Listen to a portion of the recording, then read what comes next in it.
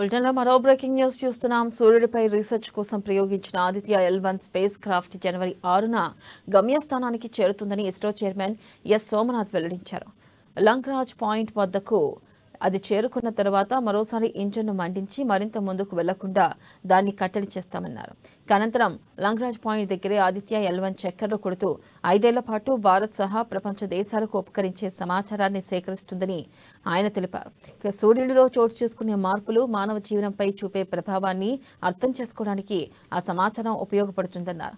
2035 కల్లా భారత space craft ను నిర్మించేందుకు సంబంధించిన ప్రణాళికపై కసరత్తు చేస్తున్నామని పేర్కొన్నారు. ఇక ఏడాది సెప్టెంబర్ 2న ఇస్రో ప్రయోగించిన ఆదిత్య L1 దాదాపు 15 లక్షల కిలోమీటర్ల దూరం ప్రయాణించి మరో 2 వారాల్లో నిర్దిష్ట కక్షలోకి చేరనుంది.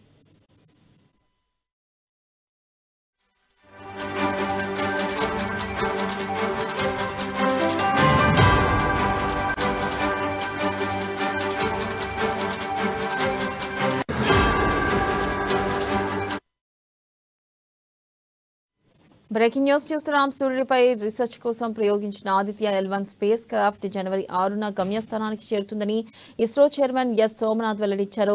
లంగ్రాజ్ పాయింట్ వద్దకు అది చేరుకున్న తర్వాత మరోసారి ఇంజన్ను మండించి మరింత ముందుకు వెళ్లకుండా దాన్ని కట్టడి చేస్తామన్నారు. అనంతరం లంగ్రాజ్ పాయింట్ దగ్గరే ఆదిత్య L1 చక్కర్లు కొడుతూ 5 ఏళ్ల పాటు భారత్ సహా ప్రపంచ దేశాలకు ఉపకరించే సమాచారాన్ని సేకరిస్తుందని ఆయన తెలిపారు. సూర్యుడిలో చోటు చేసుకునే మార్పులు మానవ జీవనంపై చూపే ప్రభావాన్ని అర్థం చేసుకోవడానికి ఆ సమాచారం ఉపయోగపడుతుందన్నారు. ఇక 2035 కల్లా భారత స్పేస్ స్టేషన్ ను నిర్మించేందుకు సంబంధించిన ప్రణాళికపై కసరత్తు చేస్తున్నామని పేర్కొన్నారు. ఏడాది సెప్టెంబర్ 2న ఇస్రో ప్రయోగించిన ఆదిత్య L1 దాదాపు 15 లక్షల కిలోమీటర్ల దూరం ప్రయాణించి మరో 2 వారాల్లో నిర్దిష్ట కక్షలోకి చేరనుంది. यूट्यूब से सभी देखिएगा जनवरी 6 जनवरी कितना खास रहेगा इंडिया के लिए? 6 जनवरी कितना खास रहेगा आदित्य L1 का L1 पॉइंट इंसर्शन होगा जनवरी 6 में. टाइम तो आप नहीं बता सकता. सो ये इवेंट तो भी हम ट्रांसमिट करेंगे हमारा वेबसाइट पे यूट्यूब से सभी देखिएगा जनवरी 6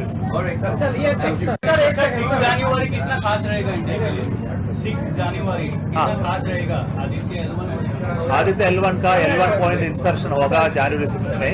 टाइम तो आप नहीं बता सकता. सो ये इवेंट तो भी हम